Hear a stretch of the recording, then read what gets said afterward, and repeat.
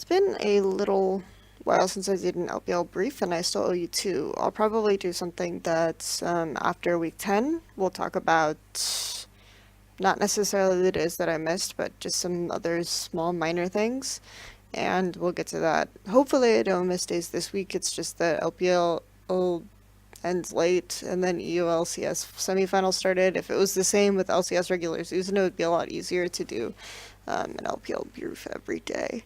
But enough of my terrible excuses, right? We're here to talk about jungling. Jungling is something that's really interesting to talk about in the LPL right now because the region's meta is so very different. You have communication constraints in tons of teams. There used to be a very heavy gank bot focus, or a very heavy single lane, like 3v3 gank bot focus in the LPL a long time ago in China, which was sort of instigated by teams like WE, Royal Club, etc. But I think there has also been a lot of creativity in the LPL jungle from teams like OMG.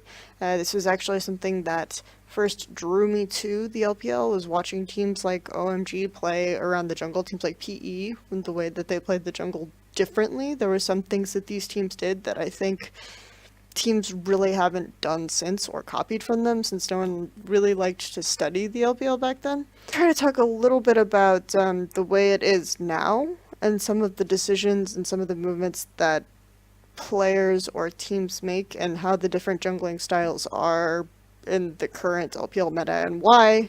Kindred and Italy, these really aggressive sorts of picks. 6.6 patch is really good for LPL and the styles that they like to play. So we're going to first start off with this series of jungling discussion will probably at least last this week. I would really like to talk about the different things we see in the certain matches. So we're going to start off with just a very brief overview. Okay, so there's a time-honored tradition in League of Legends discussions of using paint, which, okay, why am I any different, right? So let's start with a Venn diagram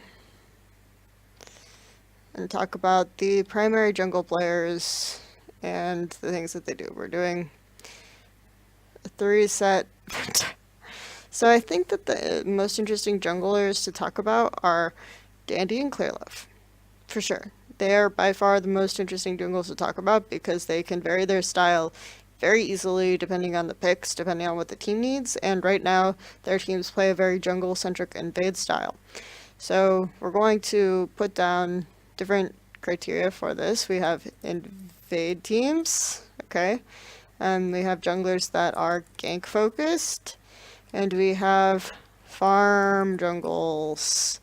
So I think right now, if we talk about DanDy, his general playstyle is going to be somewhere between farm and invade. You can play most styles, but this is usually where we find DanDy.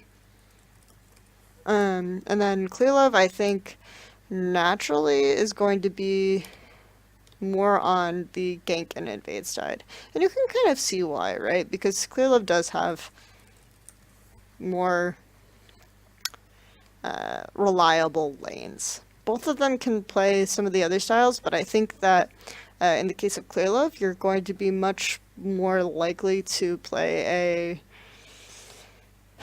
your team is going to be much more successful if you play a gank style than a farm style, because we talk about the bottom lane, which doesn't necessarily do super well. We talk about the top lane, which generally receives a lot of pressure, so you want to mitigate that in some respect by either ganking mid or ganking bottom or doing something else on the map. So gank and invade style is much more Clearlove. DanDy is much more going to be your farm and invade style.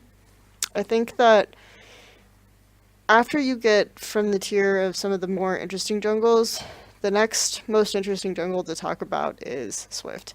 And we're putting Swift on the farm side because he's a farm jungler. That's just his deal.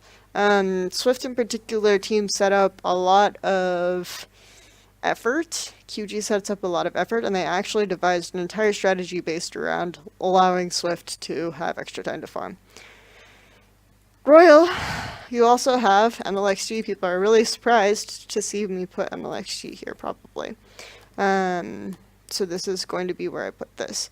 Then you have, I think, and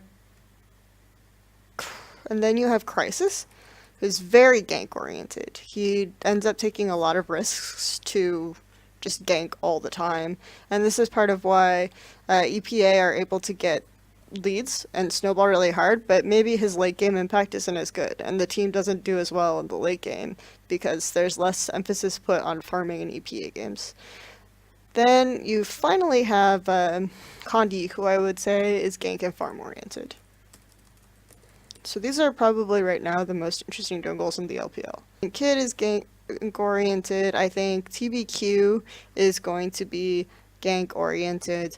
I think that, yeah, most of the remaining junglers are gank oriented because they're less fundamental to their team, so their main role is ganking, but Crisis I think has the most interesting approach to which lanes he wants to gank and things like this. So this is why I think Crisis is more interesting than some of these junglers, and he also tends to take the kills. So these are the, I guess, carry jungles that people will be talking about the most. Anyway, today we're going to talk about Mlxg and DanDy and the way their teams play around them, because those were the series that were played. We are also going to talk a little bit about Twen, because I think Twen did something fairly interesting today, and the differences between him on Lee Sin and the differences between him on other champions. So let's start talking about Mlxg. Mlxg is interesting because, as I already said, I characterize him as a fully farmed jungler. I think that this is primarily what Royal like to do. I think that over time, Mlxg has developed this style more. Right now, Mlxg averages the highest CS lead at 10 minutes among junglers because Royal really want to enable this. And I don't think that he's a counter-jungling type jungler, so someone who gets advantages by invading and taking jungle camps, but he's a very defensive farmer. A big part of this is that you'll see Mlxg be more active on the map and gank more when he has a feeling that he's ahead, right? When he has a big gold lead, he'll do this. And a lot of these times, it's usually down to, you know, the enemy jungler made some mistake, he knows where the enemy jungler is, so he feels much more confident to gank lanes or invade or vary his normal behavior. Otherwise, Royal Never Give Up like to place a lot of defensive wards, right? They like to place wards in the river, they like to place wards in their own jungle, so that they can catch someone on an invade and just generally keep Mlxg very safe to farm his side of the map. If the team spots the jungler somewhere, Mlxg might invade.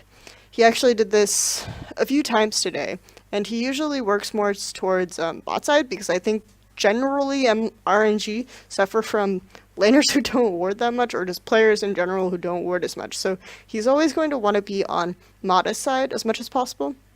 So we're going to use Rift Kit. We're just going to say, you know, Mlxg, we had a totem ward here from Royal. Mlxg came in, and you had the 2v2 lane, and they tried to take the blue, but what ended up happening is Chimin smited it away, and Mlxg kind of wasted time. But the point is that because the duo lane was top, you had Name and Meta, Mlxg felt more confident to do this. This is the kind of instance where Mlxg will do. Another instance is where Mlxg placed a ward here. This is still a very defensive ward, because Xiaohu was pushed out. Okay, Xiaohu was playing Azir, so he could push out really far. And so Mlxg felt he could place a ward here. Great. This is still pretty defensive warding. He ends up seeing Chimin over here, and Chimin, after he does this, Mlxg realizes that Chimin is over here. He immediately runs around backside and goes and puts a ward here and takes this camp. This is very defensive invasion style, and it's smart, but it's not super creative. And I think it's something where you can see that this type of jungle style is developing for Mlxg, but this type of intelligent placement is just free information, basically, because this guy is giving up his position and Mlxg is reacting. That's great. This is a very reactionary farm style jungle. Normally, Royal just have these wards, you know, here, maybe in their own jungle, on bot side, for example, if Mata is over here, and then Mlxg feels safe to farm these clears, go back, get some items, farm some more. If he can see the enemy jungler like he did in game 2, I believe Jimin was spotted bot side. I can't remember why he was spotted bot side, but then Mlxg went and he ganked top. It's really simple. Jimin actually reacted and took the raptor camp, if I remember. So this is like very basic. And the good thing about this though is that I feel like it is showing that Mlxg as a jungler is developing. He's becoming more intelligent, more experienced, because in the past Mlxg was very reckless and he didn't necessarily think about these sorts of things. So these are basic jungler reactionary jungle play, but it's good that he's doing this, you know. Yeah, so that's how I think of Mlxg. That's how I think of RNG. I think that one thing about them is that they're very cautious to place deep wards. They really don't like to place deep wards, and part of this is that their duo lane is usually almost always pushback. Especially lately when they've been starting Name, they've had a really, really defensive duo lane. So this often means that they don't have the ability to, on strong side, wear Mata wards, because I consider Mata side strong side for RNG no matter where Mata is. You don't necessarily have the ability to place deep wards between the jungle and the support.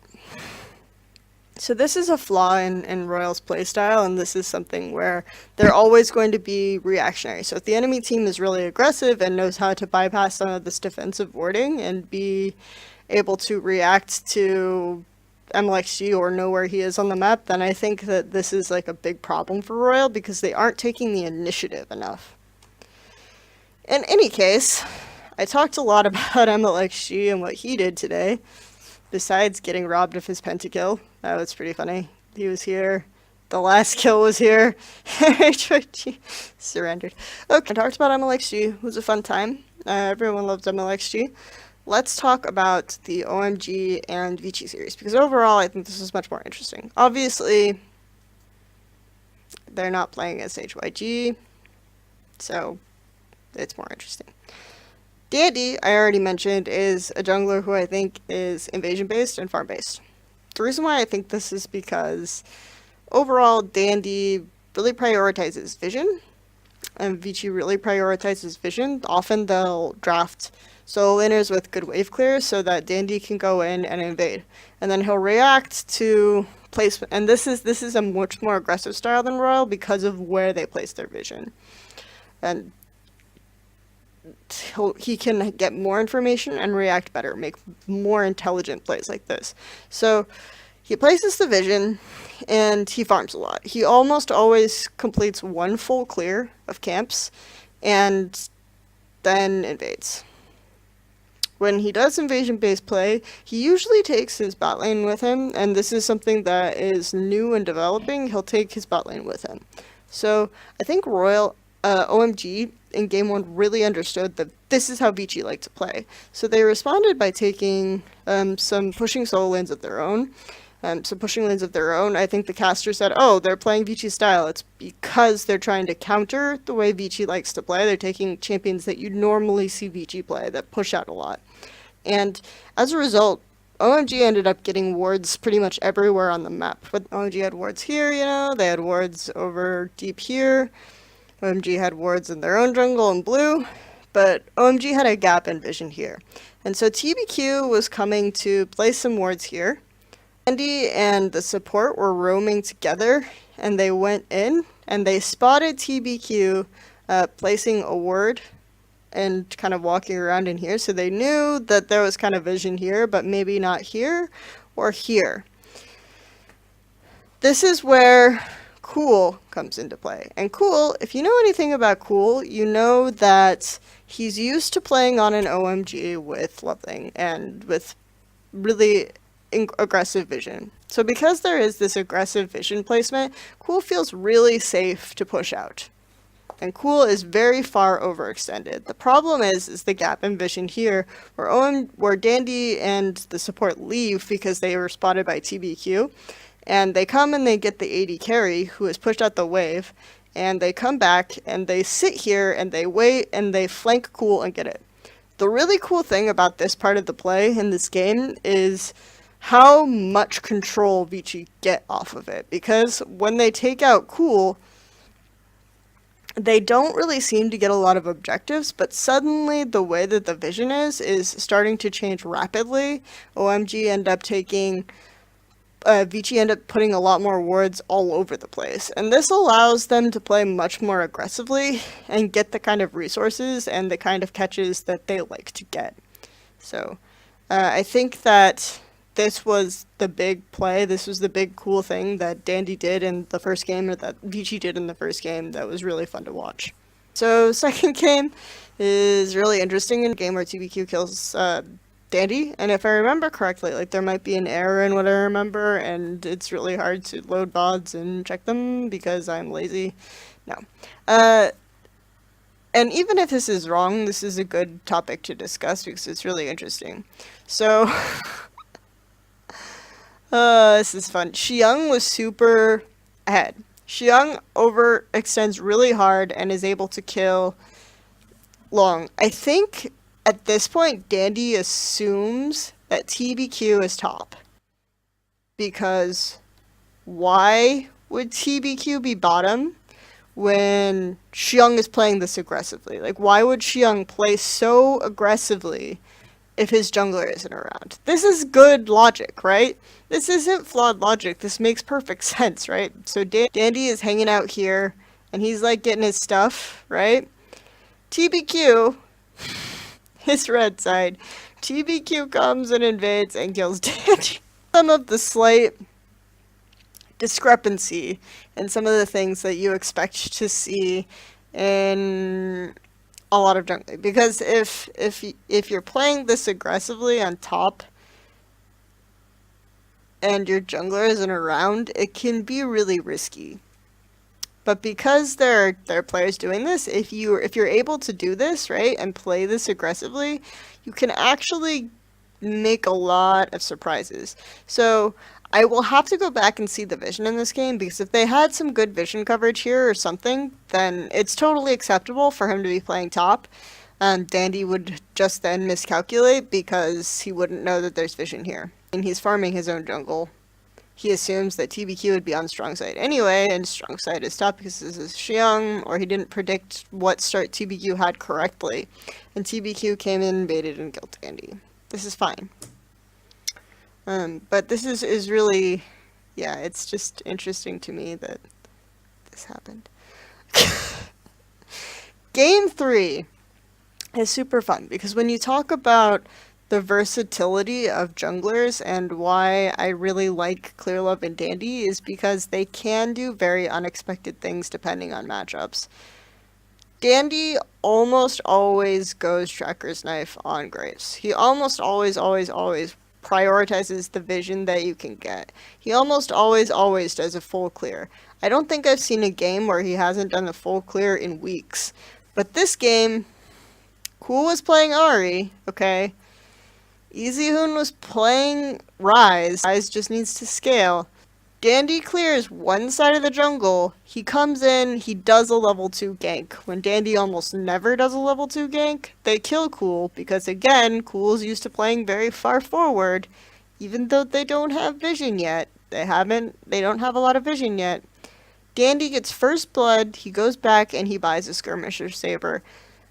This variety and the different things that DanDy is able to do and the creativity that he has for these situations makes a lot of sense, because first of all, he's going for a matchup that will scale really well, and also one where he knows that the jungler is the mid laner is not necessarily going to be aware or as aware of vision, because if you've played against Cool forever, if you've studied enough of Cool's VODs, you know that he's very willing to push out without vision. He's actually commented on stuff like this about being headstrong and all this other stuff, but this kind of pressure he pulls is based on some assumptions that Loveling used to do early invades, things like this. But I think this isn't even the most interesting thing that happens in this game. The most interesting thing is actually after Cool has died once, right? Cool actually plays it really smart. He comes, he gets a ward, he's playing to the side of the lane that's warded, he's harassing Easyhoon. The really cool thing is that if you know TBQ, okay?